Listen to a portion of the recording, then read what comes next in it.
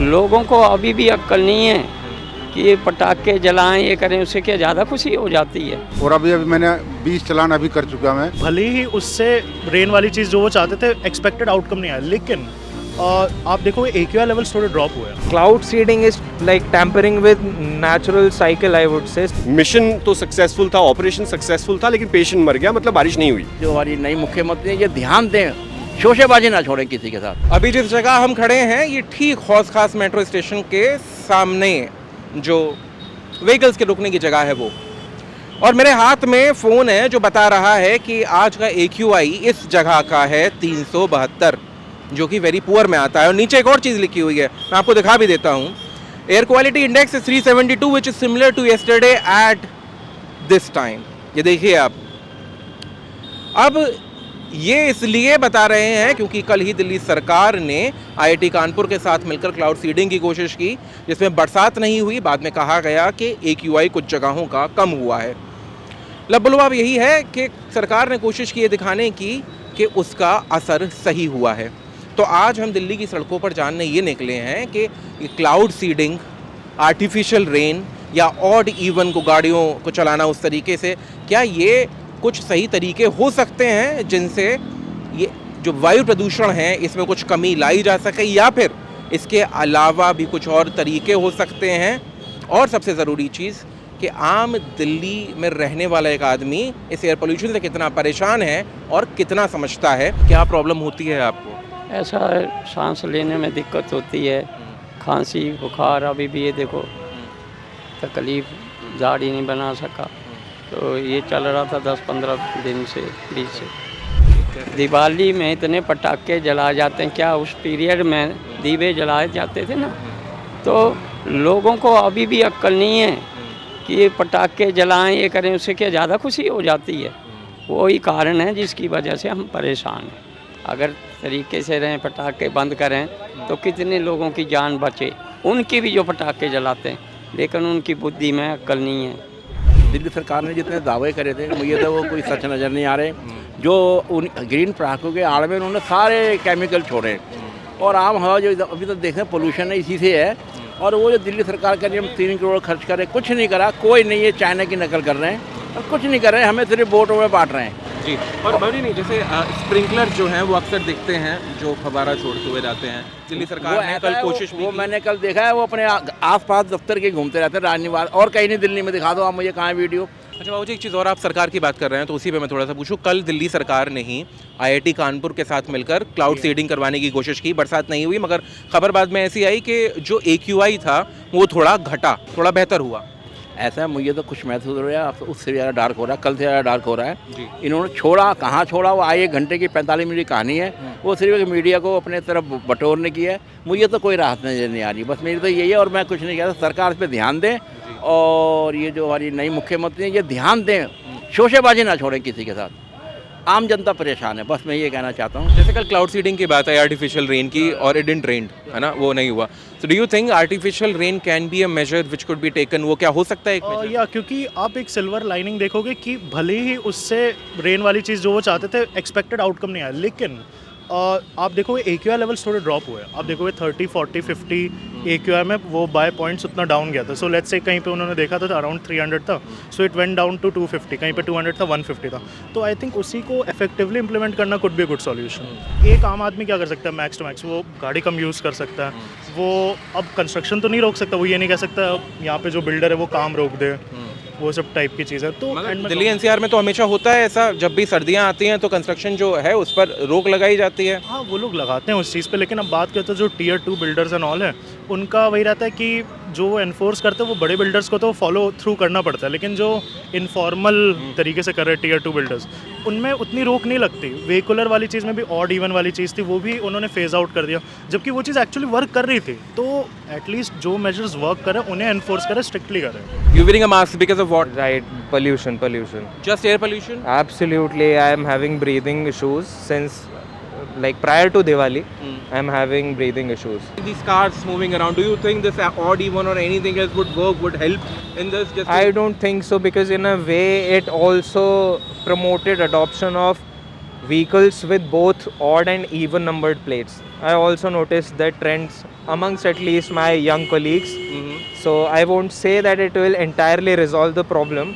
So do you think that we need to strengthen our public transport system over here in Delhi? That can Absolutely, there cannot be an iota of doubt about it. Cloud seeding is like tampering with natural cycle, I would say. So it might have unanticipated consequences, cascading effects, which we may not fully understand yet. As of now, right? Yeah, because see, if you are there's a theory in quantum physics, it's called the butterfly effect. Right.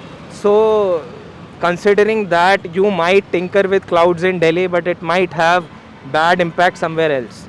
So, I don't know how feasible that idea is. I'm not a scientist, I'm just a lawyer. So, that's my opinion on it.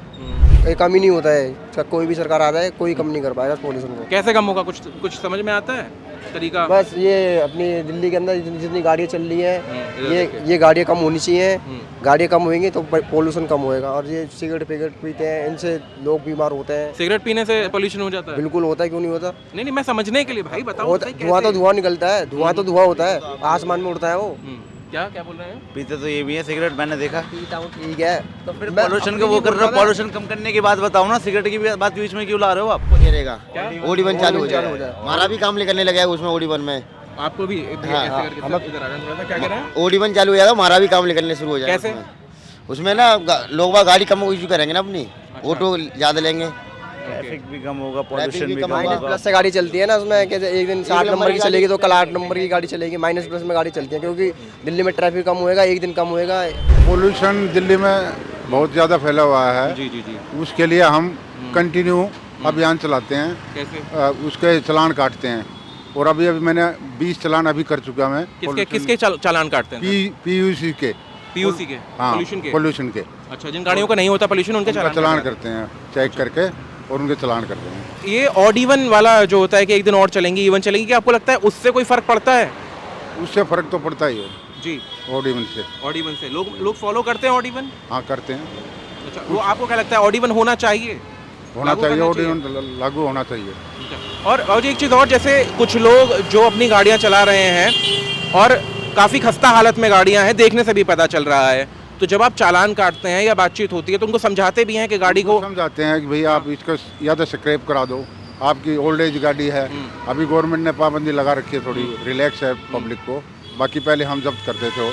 2016 के बाद 17 के बाद से चीज़ें ज़्यादा थोड़ी वैसी हो गई है। अच्छा, पोल्यूशन से घर में कोई बड़ा बूढ़ा है, दिक्कत होती है पोल्यूशन से?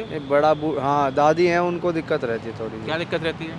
बस यही खांसी जुकाम वगैरह, सांस लेने में तकलीफ रहना, यही। अच्छा, तो कैसे फिर क्या करते हैं? क्या उनके लिए कोई हमने घर पे नेबुलाइजर रखा हुआ है, क्या करते हैं? नहीं, ये अपने सुबह पार्क वगैरह लेके जाते हैं जहाँ पे ताज़ी हवा, फिर उसके बाद तो घर में ही रहती है सारा दिन। अच्छा, जितने पेड़ है, इन्वायरमेंट को काटा जा रहा है, बड़ी बड़ी बिल्डिंग्स बन रही है, मॉल बन रही है, तो अब जब प्रकृति नहीं होगी तो इंसान सांस कैसे लेगा?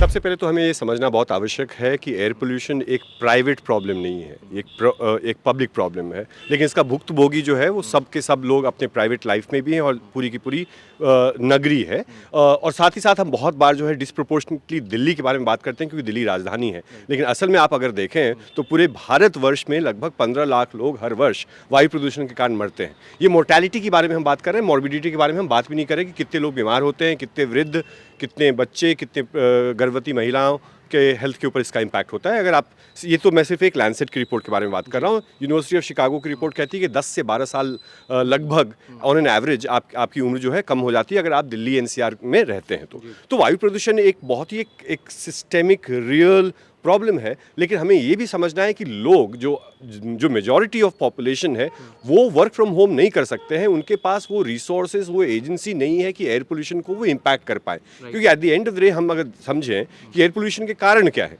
तो एयर पोल्यूशन का one of the main reasons that we are talking about is vehicular pollution. लगभग 40 से 50% प्रदूषण जो है वो वेहिकुलर पोल्यूशन से है। अब उस वेहिकुलर पोल्यूशन को अगर सॉल्व करना है तो एक इंडिविजुअल नहीं कर सकता है, क्योंकि मैं और आप DTC की बसेस नहीं ला सकते हैं। लगभग 4 4,000 बसों का डेफिसिट है दिल्ली शहर में। मैं गुड़गांव की, नोएडा की, फरीदाबाद की तो बात ही नहीं कर रहा हूँ, और बसेस के नेचर के बारे में मैं बात नहीं कर रहा कि वो कितनी सीएनजी और कितनी इलेक्ट्रिक व्हीकल्स हैं। तो therefore it is the state's responsibility to make sure that the public transport is affordable, is accessible, is secure, it's safe and it's last mile. कितने लोग हैं दिल्ली शहर में या पूरे भारतवर्ष में जो एयर प्यूरीफायर खरीद सकते हैं हर एक अपने कमरे के लिए, और हम अपना डिपेंडेंस एयर प्यूरीफायर्स पे कर रहे हैं क्या, rather than really solving the problem? क्योंकि अभी हमने पिछले 10 दिनों में और अलग अलग तरह की नौटंकियां देखी हैं, क्लाउड सीडिंग के बारे में देखा है, पिछले वर्ष हमने ऑड इवन देखा है। तो बहुत बार हमें ये बैंडेड सॉल्यूशंस लाते हैं, और बहुत बार तो हम owners of air pollution mitigation या एयर पोल्यूशन सोल्यूशन जो है इंडिविजुअल्स के ऊपर डाल देते हैं, जबकि ये एक लार्जली गैप ऑफ गवर्नेंस है और हिस्टोरिकल गैप्स इन गवर्नेंस है, जिसका असर ये है कि दिल्ली की हवा जो है कम से कम, मतलब हम कहेंगे कि विश्व की सबसे प्रदूषित शहरों में, राजधानियों में दिल्ली माना जा रहा है। क्लाउड सीडिंग के ऊपर जो चर्चा हो रही है वो तो मतलब एक ऑलमोस्ट लाइक हम सब लोग मेला देखने के लिए जा रहे हैं। हम लोग देख रहे हैं कि आलीशान बारिश होने वाली है, कृत्रिम बारिश होने वाली है। इनफैक्ट बारिश हुई भी नहीं, उसके पहले ही क्लाउड सीडिंग को सक्सेसफुल अनाउंस कर दिया गया था सरकार द्वारा, और इसके बाद में कहा गया कि मिशन तो सक्सेसफुल था, ऑपरेशन सक्सेसफुल था, लेकिन पेशेंट मर गया, मतलब बारिश नहीं हुई। और वही एग्जैक्टली हुआ, ऑपरेशन सक्सेसफुल, पेशेंट डेड। सबसे पहले तो क्लाउड सीडिंग सोल्यूशन हो ही नहीं सकता है, क्योंकि अगर आप देखें कि विश्व में कहीं भी इसके बहुत सारे उदाहरण पिछले 4-5 दिनों से जो ब्रीफ आया होगा सरकारी तंत्र के तरफ से कि ये सक्सेसफुल हुआ है, अगर आप देखें तो जहाँ भी इसको ट्राई भी किया गया है, एक तो उसको रिपीट नहीं किया गया है, जहाँ भी ट्राई किया गया है largely rainfall management, drought management के लिए किया गया है, ना कि एयर पोल्यूशन के लिए। बीजिंग में एक बार ट्राई किया गया, लेकिन उसके एफिकेसी को देखते हुए कि वो एफिशिएंट नहीं था, कॉस्ट इफेक्टिव नहीं था, साथ ही साथ उसकी इतने सारे इंडिकेटर्स हैं। क्योंकि इस बार भी अगर आप देखें तो आईटी कानपुर ने यही कहा कि उन्होंने पहले तो सीड कर दिया ये बोल करके 15 से 20% मॉइस्चर है, इसके बाद कह रहे थे कि 15 से 20% में नहीं होता है, 50 चाहिए। तो ये जानकारी अगर 3 करोड़ खर्च करने के बाद अगर यही जानकारी चाहिए था, तो हम और आप सब मिल करके जाके एक बार क्लाउड सीडिंग का एक निशाना ले सकते थे, अपने घरों से, छतों से शायद करवा सकते थे। लेकिन क्लाउड सीडिंग अगर सक्सेसफुल होता भी, इन द सेंस अगर बारिश होती भी, तो उसका इम्पैक्ट सबसे पहले साइंटिस्ट पूछ रहे हैं, आईटी दिल्ली के साइंटिस्ट पूछ रहे हैं, सारे के सारे भारतवर्ष के एनवायरमेंटलिस्ट पूछ रहे हैं कि अगर बारिश हो भी जाती तो कहाँ होती, कितने देर तक होती, उसका इम्पैक्ट क्या होता, उससे क्या हमारी पराली से जो पोल्यूशन हो रहा है या डस्ट जो हो रहा है वो सॉल्व हो जाता क्या? क्योंकि अगर हम इसको देखें, pollution का best governance is going to the source of pollution rather than looking at the symptoms. At the end of the day, आप जल में प्रवाहित कर दें प्रदूषण को, तो उससे प्रदूषण गायब नहीं हो जाएगा, फिर से जब सूखा होगा और फिर से प्रदूषण होगी। ये जो 2 एपिसोडिक सोर्सेस हैं, दिवाली के दिन लगभग 40 से 50 गुना ज़्यादा air quality index PM 2.5 level, PM 0.5 level की तो हम बात ही नहीं कर रहे, वो बढ़ जाता है, विच इज़ एक्सट्रीम। सिमिलरली 40 दिन जो पराली जलता है, उस समय लगभग 2% से 30% तक उसका कॉन्ट्रीब्यूशन होता है। हाँ, इसके आड़ में हम बाकी साल काम ना करें और अपनी सारी की सारी एफर्ट हम अगर सिर्फ दिवाली के पटाखे और स्टबल बर्निंग को ब्लेम करने में लगाएं, तो वो सही नहीं है, वो प्रोपोर्शनेट नहीं है। मैं खुद पटाखों के अगेंस्ट हूँ, मैं खुद कहता हूँ कि स्टबल बर्निंग को फार्मर्स को कम्प्लीटली ब्लेम करना विदाउट इवन नोइंग कि वो क्या कारण से स्टबल बर्निंग होता है, उसके स्ट्रक्चरल चैलेंजेस क्या हैं। वाटर क्राइसिस को सॉल्व करने के लिए एयर क्राइसिस क्रिएट किया गया है पूरे नॉर्थ इंडिया में, और साथ ही साथ बहुत ही ईजी हो गया था पिछले सरकार जब 2020 के पहले तक आम आदमी पार्टी जब पंजाब में नहीं थी, तब पंजाब हम दिल्ली को प्रदूषित करता था, और वो भी क्लाउड सीडिंग मांग रहे थे, वो भी ऑड इवन पे विश्वास कर रहे थे, वो भी प्लैकार्ड लगा करके सोचते थे कि हवा साफ हो जाएगी, और दोषारोपण। तो दोषारोपण का जो स्पेक्टिकल है पूरे एयर क्वालिटी गवर्नेंस में, जो हमने पिछले 10 वर्षों से कम देखा है, वो जब तक नहीं रुकेगा, सबसे बड़ा प्रदूषण और सबसे बड़ी टॉक्सिक एक्टिविटी अगर हम कहें इस वायु प्रदूषण के डिस्कोर्स में, वो अगर है तो वो पॉलिटिकल थिएटर है। Air quality monitoring infrastructure, norms, indicators जो बाहरी देशों के हैं, वो और ज़्यादा स्ट्रिंजेंट हैं। हम तो अभी PM 2.5 और PM 10 ही नापते हैं, बाकी देशों में अगर आप देखें तो PM 0.5 नापा जाता है और बाकी ऑल जो नॉक्सियस गैसेस होते हैं उनको भी नापा जाता है। यहाँ तो हम सिर्फ अपने इंडिकेटर्स को PM 2.5 और PM 10 पे हमने रोक दिया है। एक दूसरा, बाकी देशों में मॉनिटर्स 500 के बाद बंद नहीं हो जाते हैं। पहले पिछले कुछ वर्षों तक 1000 तक, मतलब 999 तक रीडिंग्स जाते थे। अभी जो है, ताकि 500 के बाद कितना प्रदूषित है वो आपको नहीं पता चलेगा। तीसरी बात कि ये मॉनिटर्स जो हैं, सबसे पहले तो ज़्यादा से ज़्यादा focus in air quality monitors का वो दिल्ली शहर में है। आज ही रिपोर्ट आई है कि हरियाणा में के लगभग 22 एयर क्वालिटी मॉनिटर्स जो हैं पिछले कुछ दिनों से बंद हैं।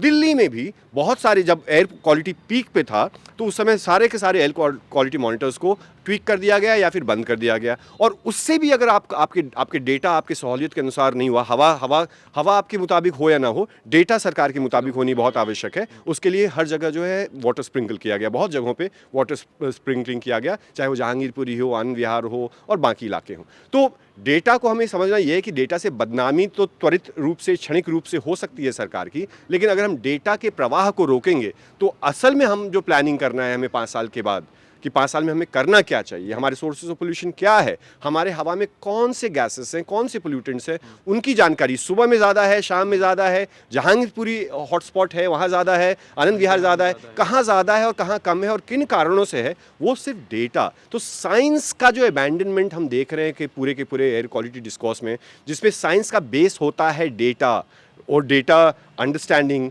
डेटा एनालिसिस, और हम देख रहे हैं data manipulation, data hiding, data theft. सरकार के लिए है सबसे पहले पब्लिक ट्रांसपोर्ट जो सेक्टर है, लगभग 40 से 50% प्रदूषण जो है हमारे ट्रांसपोर्ट व्हीकल सेक्टर से आता है।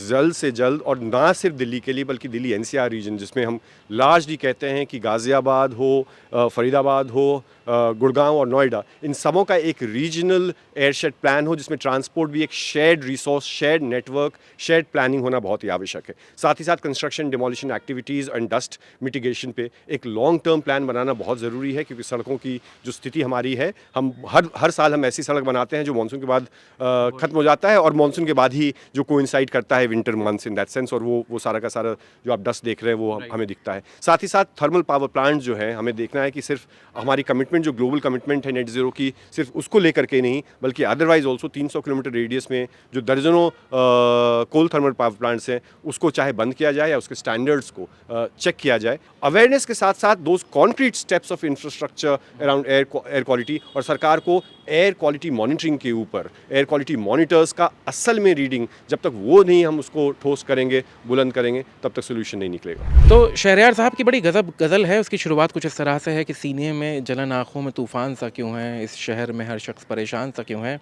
तो बाद अब शहरयार साहब को जवाब अगर कोई दे तो वो ये है कि साहब हम दिल्ली NCR में रहते हैं, कारण ये है, इसलिए सीने में जलन है, आँखों में तूफ़ान है। अब ये मैं इस पूरे मुद्दे को ट्रिविलाइज़ करने की कोशिश नहीं कर रहा हूँ, बस इतना ही कहूँगा कि जो सॉल्यूशंस आपने सुने अभी एनवायरमेंटलिस्ट से, जो इस पूरे विषय के इसमें पारंगत हैं, उसके अलावा भी एक सॉल्यूशन है, और वो सॉल्यूशन है ये मेरे पीछे आप देख सकते हैं। इसी उम्मीद के साथ कि ये सॉल्यूशन आपके घरों तक भी पहुंचेगा और आप इन तक पहुंचेंगे। आज के लिए बस इतना ही। कैमरे के पीछे है मेरे सहयोगी रति, मैं हर्षवर्धन सिंह, दी एज के लिए, नई दिल्ली।